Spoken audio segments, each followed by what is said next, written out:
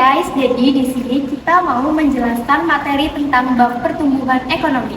Sebelumnya perkenalkan, saya Ade Ayu Melina dan rekan saya Winnie Raffi Permana Putri, saya Ufi Triani. Yuk kita langsung masuk ke materinya.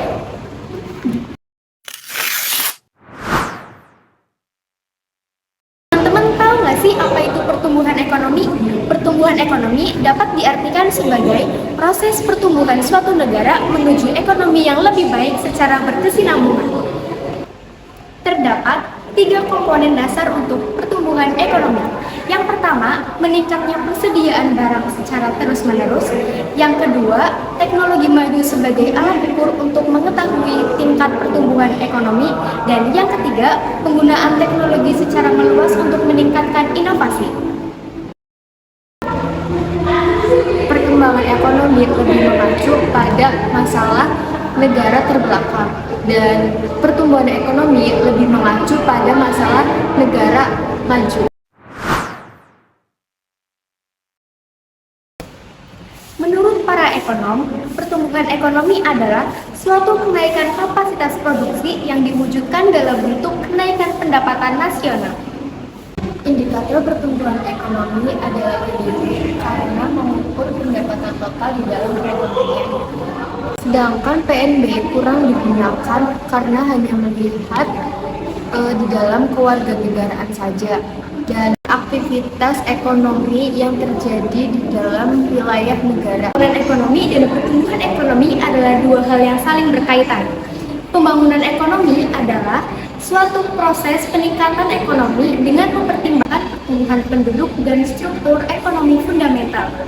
Pembangunan ekonomi mendorong pertumbuhan, sementara pertumbuhan ekonomi memperlancar proses pembangunan. Perbedaan dan persamaan pengembangan ekonomi dan pertumbuhan ekonomi. Pengembangan ekonomi itu meningkatkan kualitas ekonomi, dan pertumbuhan ekonomi cuma soal naiknya angka pendapatan dan produksi. Persamaan keduanya adalah sama-sama untuk meningkatkan kesejahteraan masyarakat.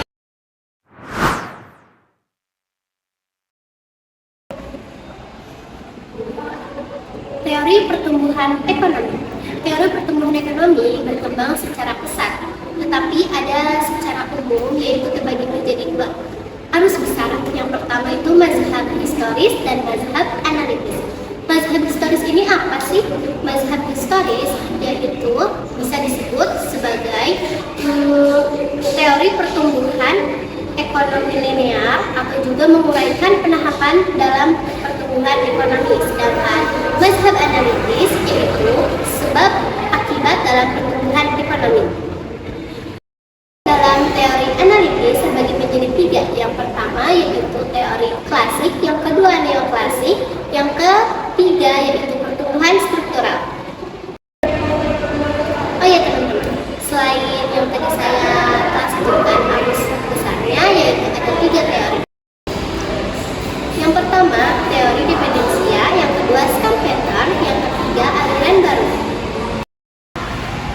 Mazhab historis yaitu Werner Schomburg membagi pertumbuhan ekonomi masyarakat. Ada 3 zaman. Yang pertama itu ada zaman tertutup, ciri-cirinya belum ada pertukaran. Yang kedua ada zaman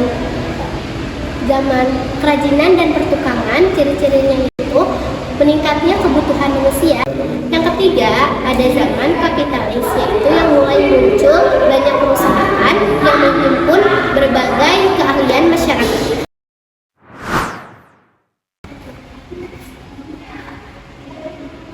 Selanjutnya ada teori pertumbuhan ekonomi menurut Adam Smith. Menurut Adam Smith, teori pertumbuhan ekonomi didasari oleh 2 unsur. Unsur yang pertama adalah pertumbuhan output total dan yang kedua pertumbuhan ekonomi. Teori ini telah memberikan sumbangan besar terhadap pertumbuhan ekonomi dan bagi faktor-faktor penghambat. 2. Teori pertumbuhan neoklasik. Menurut Hardaman, sebetulnya inti dari 2 isi tersebut atau 2 teori tersebut itu intinya sama, maka disebut teori Hardaman. Nah, teori ini adalah analisis dari Keynes secara kegiatan ekonomi atau secara nasional dan masalah tenaga kerja.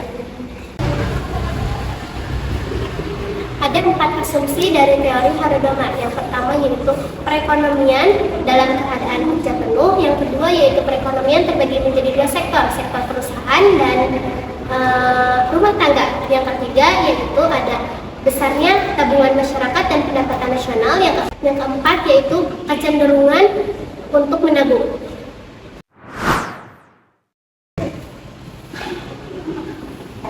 Teori pertumbuhan lainnya, teori dependensia, menjelaskan keterlatar-belakangan negara Amerika Latin terjadi karena masuknya masyarakat prakapitalis ke dalam sistem kapitalis dunia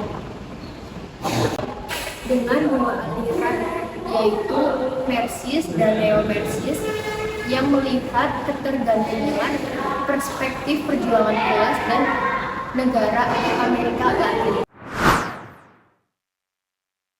Teori Schumpeter.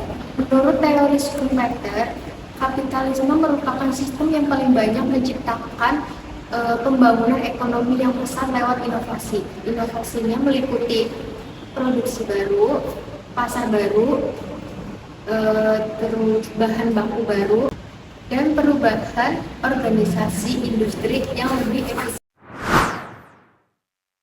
Teori pertumbuhan baru lebih dinamakan kepada pertumbuhan endogen. Teori ini mengacu kepada sistem produksinya, bukan bersumber dari luar sistemnya.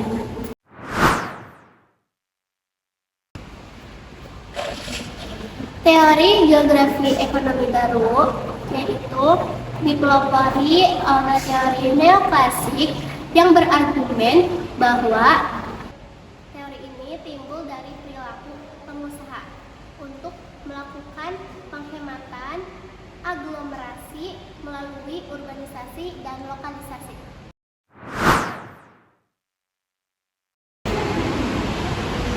Teori perdagangan baru atau NTT. NTT ini percaya bahwa sifat, dasar, dan karakter transaksi internasional saat ini sangat berubah.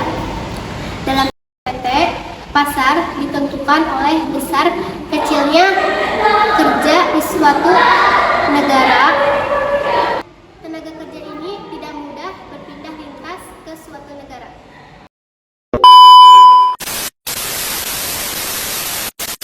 Sekian materi yang dapat kita sampaikan. Kurang lebihnya mohon maaf. Dadah teman-teman, makasih.